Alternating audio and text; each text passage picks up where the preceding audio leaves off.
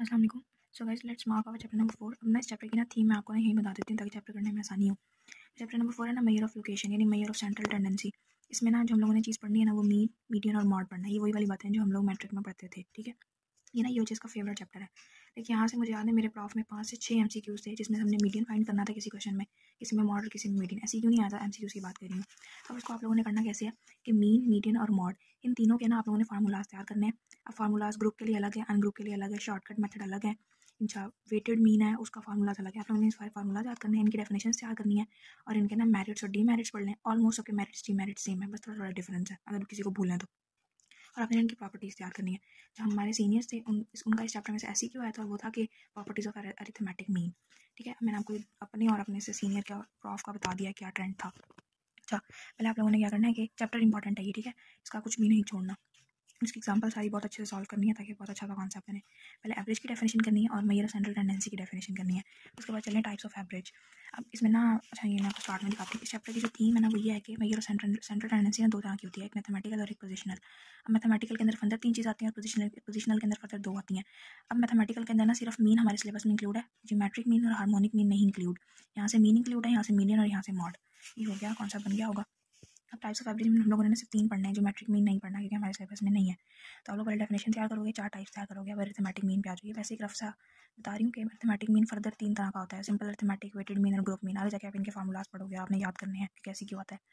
पहले डेफिनेशन तैयार करनी है और फिर इनके ना फार्मूलाज तैयार कर लेने। एक डेफिनेशन मैंने भी लिखी हुई है, ये भी आप कर सकते हो।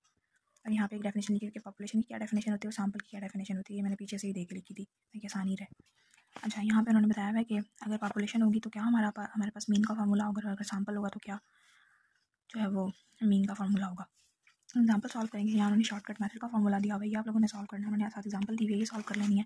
नेक्स्ट पेज पे arithmetic mean for group data, जहाँ कहीं भी ग्रुप डाटा आएगा ना वहाँ पे 2 मेथड आएंगे, एक डायरेक्ट और इनडायरेक्ट। डायरेक्ट मेथड में हम लोग ऐसे सॉल्व करना, और एक और बात बता रही हूँ, जहाँ पे ग्रुप डाटा की बात होगी ना वहाँ समेशन एफ आएगा, वहाँ समेशन एक्स कभी भी नहीं लगता।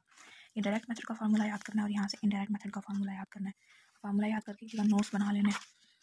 फिर चलें वेटेड अरिथमेटिक मीन, यहाँ से भी इसका फार्मूला याद करना है और कंबाइंड मीन का भी फार्मूला याद करना है। अच्छा अब इनकी ना अच्छी बात यह है कि अगर वेटेड मीन में यहाँ पे एक्स वी लगाना तो कंबाइंड में एक्स सी लग जाएगा, तो इस तरह आसानी हो जाती है। कंपेयर करके लिखोगे ना तो ज़्यादा अच्छा साउंड रहेगा। अभी प्रॉपर्टीज़ ऐसी क्यों में आई, मेरी प्रॉपर्टीज़ बहुत अच्छे तरीके से तैयार करनी है। पढ़ने के बाद मेरिट्स और डीमेरिट्स आप लोग पढ़ लेना। इस साइड में मैंने कुछ फार्मूलाज लिखे हुए हैं शॉर्टकट करके, कंटिन्यूस डाटा के लिए कैसे होता है, डिस्क्रीट के लिए कैसे होता है, मीडियन के लिखे हुए आप लोग लिख लो। मीडियन में अगेन इसकी डेफिनेशन तैयार करने, इसका फार्मूला तैयार करना। एग्जाम्पल सबसे लंबा है ना वो है मीन, सिर्फ मीन ही सबसे लंबा है। तो उसमें ग्रुप है, अनग्रुप है, कंबाइंड है, वेटेड, लेकिन मीडियन छोटा सा ही है। उसमें 2 है, ग्रुप डाटा में फर्दर 2 चीज़ें, डिस्क्रीट डाटा और कॉन्टीन्यूस डाटा। इन दोनों के फार्मूलाज तैयार कर लेना है। फार्मूलाज करने के बाद यहाँ से आप लोगों ने एग्जाम्पल सॉल्व करनी है। एग्जाम्पल सॉल्व करना सही ना, ये क्वार्टाइल, डिसाइल और परसेंटाइल, यहाँ से ना जब क्लास में टेस्ट हुआ था तो यहाँ से एमसीक्यूज आए हुए थे। तो आप लोगों ने क्वार्टाइल, डिसाइल, परसेंटाइल इनकी डेफिनेशन तैयार करनी है और अंदर से इनके फार्मूलाज तैयार कर लेने। तो मुझे तो ये बहुत मुश्किल लगता था, मैं भूल जाती थी, इसलिए ज़रा इसको मैंने हल्का ही रखा हुआ था।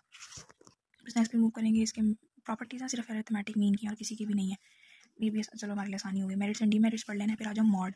अच्छा इसमें सबसे छोटा मॉड ही है इस चैप्टर में। अब मॉड के लिए आप लोगों ने डेफिनेशन तैयार करें, उसका फार्मूला। अच्छा बच्चों इसके ना फार्मूला ना 2 हैं, एक ये वाला फार्मूला और उसका एक ये वाला फार्मूला है। मैंने दोनों से सॉल्व किया था, दोनों से आंसर निकलता है बिल्कुल ठीक। अब आपके लिए जो आसानी हो ना वो वाला फार्मूला पुट कर सकते हो। वो ज़्यादातर बुक प्रेफर करते हैं तो बुक वाला ही प्रेफर कर लेना, लेकिन ये वाला मेथड भी आसान है।